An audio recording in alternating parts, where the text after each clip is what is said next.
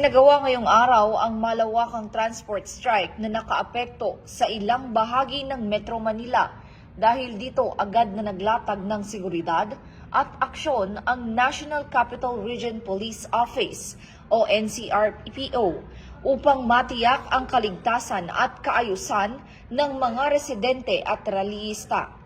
Ayon sa NCRPO, mahigpit ang kanilang pagbabantay sa mga matataong lugar gaya ng mga terminal, kalsada at pangunahing lansangan na inaasahang maaapektuhan ng kilos protesta.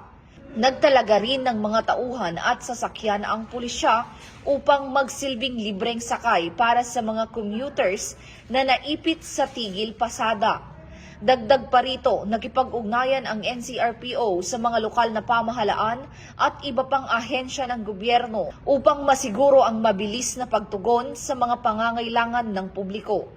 Nananawagan naman ang pamunuan ng NCRPO sa mga nagproprotesta na panatilihin ang mapayapang pamamaraan ng kanilang pagkilos at irespeto ang karapatan ng mga mamamayang nais makarating sa kanilang destinasyon.